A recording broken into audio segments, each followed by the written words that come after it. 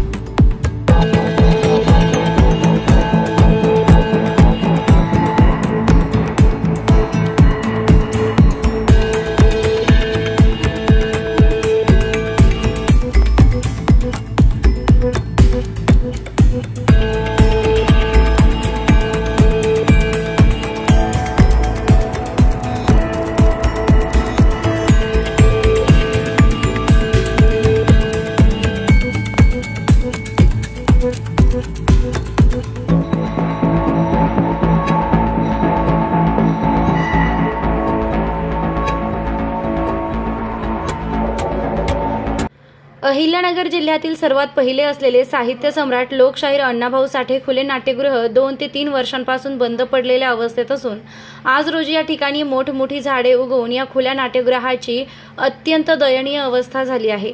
त्यामुळे आज साहित्यरत्न लोकशाहीर अण्णाभाऊ साठे यांच्या जयंतीनिमित्त युवा नेते विवेक कोल्हे व समाज बांधवांनी या खुले नाट्यगृहाची पाहणी करून या खुल्या नाट्यगृहाच्या दयनीय अवस्थेबाबत खेद व्यक्त करत लोकप्रतिनिधी व मुख्याधिकारी यांचा निषेध व्यक्त केला आहे। यावेळी ते म्हणाले की सदर खुले नाट्यगृह नूतनीकरणाच्या कामाचं भूमिपूजन देखील झालं, त्यामुळे आहे ते नाट्यगृह बंद पडून त्याची दयनीय झालेल्या अवस्थेबाबत युवा नेते विवेक कोल्हे व उपस्थित समाज बांधवांनी खेद व्यक्त करत लोकप्रतिनिधी व मुख्याधिकारी यांचा तीव्र शब्दात निषेध व्यक्त केला आहे। सदर प्रसंगी लोकशाहीर अण्णाभाऊ साठे प्रेमी व समाज बांधव मोठ्या संख्येने उपस्थित होते। आज लोकशाहीर साहित्यरत्न अण्णाभाऊ साठे यांची 105वी जयंती संबंध जगभरात अतिशय उत्साहामध्ये त्या ठिकाणी साजरी होत आहे। आपल्या तालुक्यात देखील वेगवेगळे सामाजिक उपक्रम घेऊन अन्नदान असतील, सुजलजी चंदनशिवचं रक्तदान शिबिर असतील, फकीरा चंदनशिवचं अन्नदान असतील, संदीप निर्भवणे असतील, किंबहुना सगळेच उपस्थित असलेले या सगळ्याच समाज बांधवांनी चांगल्या पद्धतीने सामाजिक उपक्रम घेऊन ही जयंती साजरी करत आहे। परंतु अतिशय खेदाची बाब आहे की हा आपल्या कोपरगाव नगर परिषदेमध्ये जे काय अहिल्यानगर जिल्ह्यामध्ये नावलौकिक असलेलं हे साहित्यरत्न अण्णाभाऊ साठे खुलं नाट्यगृह आहे, त्याची अतिशय दयनीय अवस्था ही आज या ठिकाणी झालेली आहे। आणि म्हणून लोकप्रतिनिधींनी मागच्या आठवड्यात आव्हान केलं होतं की कामं चांगल्या दर्जाचे व्हावे याकरता नागरिकांची देखील जबाबदारी आहे। त्या आव्हानाला आम्ही प्रतिसाद म्हणून नागरिक म्हणून खरं तर आज या ठिकाणी आलेलो आहे। पण आज इथली दुर्दशा बघता अतिशय वाईट वाटतं की ज्या खुल्या नाट्यगृहामध्ये अशोक सराफ असतील, लक्ष्मीकांत बेर्डे असतील, दादा कोंडके असतील, यांनी हे गाजवलं। कोपरगावची नाटक संस्कृती टिकून ठेवणारे अनेक कलाकार या ठिकाणी कार्यरत होते आणि दुर्दैवाने त्याची आज अशी अवस्था आहे। माजी आमदार कोल्हेताई यांच्या काळामध्ये इरिगेशनच्या जागेवर बंदिस्त नाट्यगृह 8 कोटी रुपये आपण त्या ठिकाणी मंजूर करून आणले, त्याचे 2 कोटी रुपये वर्ग झाले होते। परंतु ते 2 कोटी रुपये इतरत्र वळून एक मोठं पाप या ठिकाणी लोकप्रतिनिधींनी त्यावेळेस केलेलं आहे। दुसऱ्या कामांसाठी ते निधी वळवला गेला। त्याच्यानंतर अनेक आंदोलनं ह्या काम होण्याकरता झाले, या ठिकाणी असलेल्या फरच्या काढून नेल्या आणि त्यामुळे या ठिकाणी सर्व झाडं झुडपं आता वाढलेले आहे। म्हणजे आहे ते नाट्यगृह बंद पाडण्यात आलं ह्या आशेने, या आश्वासनेने की आम्ही नव्याने हे काम करतो आहे।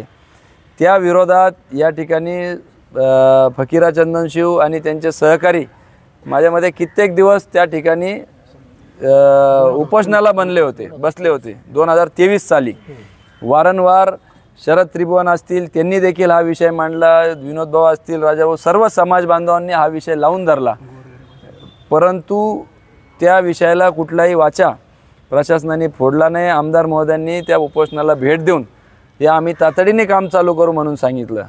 भूमिपूजन झालं, 1 कोटी रुपये निधी मंजूर झाला, परंतु याला होऊन 1.5-2 वर्ष होऊन गेले. 1 रुपयाची खडी देखील या ठिकाणी पडलेली नाही. आणि दुर्दैवाने जेव्हा आम्ही माहिती घेतली त्यावेळेस ते सदरील कॉन्ट्रॅक्ट कुठल्या तरी त्यांच्या स्वयंसहायकाच्या बगलबच्च्यांना दिल्या गेल्या अशी आम्हाला माहिती मिळाली. आणि स्वतः आमदार महोदयांनी 1-2 वर्षापूर्वी नारळ फोडून देखील जर एक खडा देखील इथं पडलेला नाही आहे, तर आज ह्या जयंतीनिमित्ताने महामानवाचा आम्ही निषेध करतो. खरं तर अनेक गोरगरिबांचे लग्न या ठिकाणी होत होते, अनेक सांस्कृतिक कार्यक्रम, नगरपालिकेच्या शाळांचा गॅदरिंग या ठिकाणी व्हायचा एक मोठा वारसा या खुल्या नाट्यगृहाला होता. बंदिस्त नाट्यगृहाचे देखील पैसे वळवले, खुलं नाट्यगृहाचं देखील भूमिपूजन करूनही 2 वर्षात काम चालू केलं नाही. मी या निमित्ताने आमदारांनी जे काय आवाहन केलं होतं की तुम्ही नागरिकांची देखील जबाबदारी आहे, म्हणून एक जबाबदार नागरिक म्हणून आज इथं भेट द्यायला आलो की ज्या लोकप्रतिनिधींनी आमदार आशुतोष काळेंनी इथं भूमिपूजन करून 2 वर्ष झालेले आहे आणि अद्याप एक खडाही पडलेला नाही आहे, अशा महामानवाच्या या महान कार्याला दुर्लक्षित करून एक प्रकारे त्यांचा अवमान हे लोकप्रतिनिधी करताय. त्यांनी जाहीर माफी या जनतेची समस्त समाज बांधवांची मागावी अशी मी या निमित्ताने मागणी करतो, विनंती करतो. धन्यवाद. आज लोकशाहीर अण्णाभाऊ साठे यांच्या 105वी जयंतीनिमित्त मी प्रथमतः समस्त कोपरगावकरांना खूप खूप शुभेच्छा व्यक्त करतो. तसंच आज या ठिकाणी खुले नाट्यगृहाची जी काही दुरावस्था आहे, म्हणजे लोकशाहीर अण्णाभाऊ साठे खुले नाट्यगृह अर्थात 2 ते 3 वर्षापूर्वी सन्माननीय कोपरगावच्या प्रथम महिला आमदार स्नेहलताताई यांनी जो निधी आणला होता, त्या निधीच्या अनुषंगाने खरं तर हे बंदिस्त नाट्यगृह म्हणजे वातानुकूलित आणि अद्ययावत खुले नाट्यगृह व्हायला हवं होतं. परंतु आज रोजी तुम्ही सर्व पत्रकार व आमचे सर्व समाज बांधव आणि इतर सर्व आपले आजी माजी नगरसेवक या ठिकाणी आहेत, तर अतिशय दुर्धर अवस्था आहे या ठिकाणची. मी भैयासाहेबांना सांगितलं की सर्वात शेवटचं नाटक ऑल दी बेस्ट नाटक या ठिकाणी झालं, जे नगर परिषदेच्या वतीने आम्ही माझी पत्नी सुरेखा विनोद राक्षी या नगराध्यक्ष असताना झालं. सन्मान्य बिपिन दादा व मान्य कोले साहेब या ठिकाणी येऊन त्या नाटकाचा त्यांनी आनंद घेतला. आणि त्या ठिकाणी नामांकित कलाकार आदिनाथ कोठारे, मयुरेश पेम, वैभव तत्वादी आणि मनवा नाईक यांचं ते नाटक होतं. परंतु या नाटकाला भरभरून प्रतिसाद त्यावेळेस मिळाला होता, मला चांगलं आठवतं. आणि त्यावेळी अशा पद्धतीने साहेबांनीच आवाज उठवला आणि दादाला पण म्हटले की हे जे खुले नाट्यगृह हे बंदिस्त व्हायला हवं. आणि तिथूनच खरेदी चळवळ चालू झाली आणि पैसे आणणं, निधी आणणं, फॉलोअप घेणं हे चाललं. अनेक फरकेरा चंदनशिव, शरद त्रिभुवन, रवी शेलार, संदीप निर्भोणे आणि जाधवपासून तर आमचे राजाभाऊ सर्वांनी या ठिकाणी आंदोलनं केली. परंतु सध्याचे म्हणजे विद्यमान आमदार साहेब यांनी मला एक खेद वाटतो की यांनी या ठिकाणी येऊन नक्कीच या ठिकाणी त्यांनी जसं आता आवाहन केलं व भैयासाहेबांनी पण म्हटलं की लोकांच्या काही समस्या असतील आणि जर काम दर्जेदार होत नसेल तर त्यांनी तिथं लक्ष घालून ते काम केलं पाहिजे. परंतु ज्या कामाचं भूमिपूजन केलं, ज्या कामाचं तुम्ही कुदळ मारले, आता ह्या कामाला त्या ठिकाणी फरच्या काढून नेल्यानंतर इतक्या वेगळ्या आणि विचित्र पद्धतीचे किडे बघा किती उडत आहे. आणि आज इतकी दुर्धर अवस्था करून टाकली आहे. 3 वर्षानंतर अगदी या ठिकाणी ते आमच्या या नाट्यगृहाला न्याय तर नाही मिळाला, कोपरगाव शहराच्या वैभवात भर तर नाही पडली, परंतु अतिशय दुर्धर करून सोडले आणि अतिशय गचाळे दिसत आहे. मग 3,500 कोटीचा जो विकास म्हणताय तर तो विकास कुठं दिसतोय? आज नुसतं फ्लेक्सवर मी मान्य करतो, चला तुम्ही मंत्रिपद मिळेल, तुम्हाला शुभेच्छा आहे. परंतु जर तुम्ही समाजाची अशी जर वल्गना करत असेल, असा हेळसांडपणा करत असेल तर नक्कीच मी या ठिकाणी त्यांचा जाहीर निषेध करतो. आणि समाजाच्या वतीने आज मी पुन्हा एकदा सांगू इच्छितो, माननीय मुख्याधिकारी साहेब, आज मुख्याधिकारी साहेबांनी जयंतीच्या दिवशी तटस्थपणे उभं राहिलं पाहिजे. त्यांचे प्रतिनिधी असायला हवे. फक्त रात्री येऊन त्यांनी दिवाबत्ती लावायचे, फटाके फोडायचे आणि मुख्याधिकारी असेल व त्यांच्या प्रशासकावर वचक का नाही? आमच्या नगर परिषदेचे, आमचेच आरोग्याचे, आमचे झाडू कामगार, आमचे तरुण मित्र माझे उपस्थित राहतात. मी जाहीर निषेध करतो तुमचा. नगर परिषद अभिवादन करायला तुम्ही जयंतीच्या निमित्ताने अभिवादन करायला आले पाहिजे. आम्ही 10 वाजे म्हणजे 8-8:30 वाजेपासून समस्त समाज बांधव तिथं ताटकळत उभा राहतो आणि तुम्ही येत नाही. मग अशा लोकांना तोंडाला काळे नाही भासरायचं, तुम्ही काय करता? आम्ही आणि सगळ्यात महत्त्वाचं म्हणजे तुम्हाला जर समाजाची लाज वाटत असेल, तुम्हाला या ठिकाणी जर तुम्हाला थोडं लज्जा उत्पन्न होत असेल तर माझे समस्त सिनियर प्रतिनिधी, माझे तरुण प्रतिनिधी ते बोलणार नाही, कारण मवाळ समाज म्हणून आम्हाला पाहिलं जातं.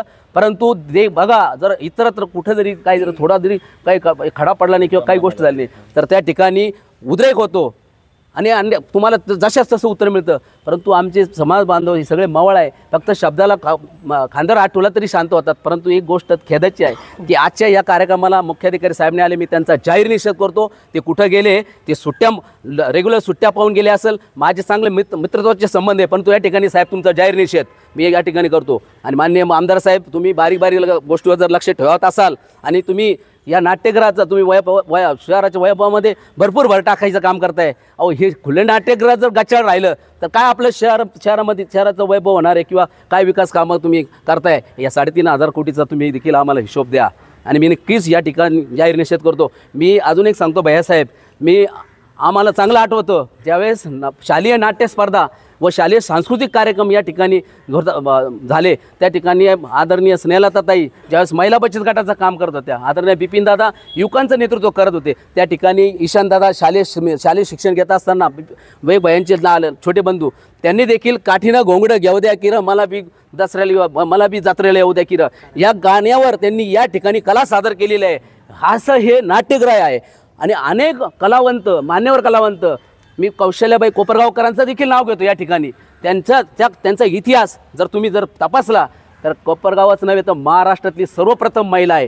तुम्ही नीट बघा, पुस्तक चाळा, त्यामध्ये सर्वात महत्त्वाची कौशल्याबाई कोपरगावकर ही वगनाट्यकार, नाट्यकलाकार, तमाशावंत ही महिला होती. आणि आदरणीय स्नेहलताताईंनी मागच्याच काही दिवसापूर्वी आपली शांताबाई लोंढे ही म्हणजे तमाशामध्ये अतिशय अग्रगण्य नाच करणारी, ती अतिशय चांगल्या अवस्थेत आज आपल्या ओल्ड एज होममध्ये, वृद्धाश्रममध्ये ती आहे.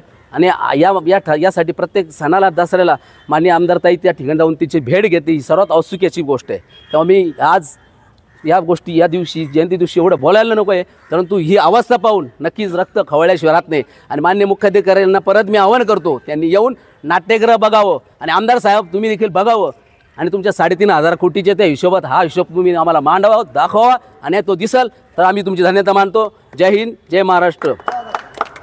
निर्भीड न्यूज, योगेश डोके, कोपरगाव. मान्सून धमाका 30 ते 70% भव्य सूट. लहानांपासून मोठ्यांपर्यंत सर्वांसाठी आकर्षक आणि दर्जेदार कपडे.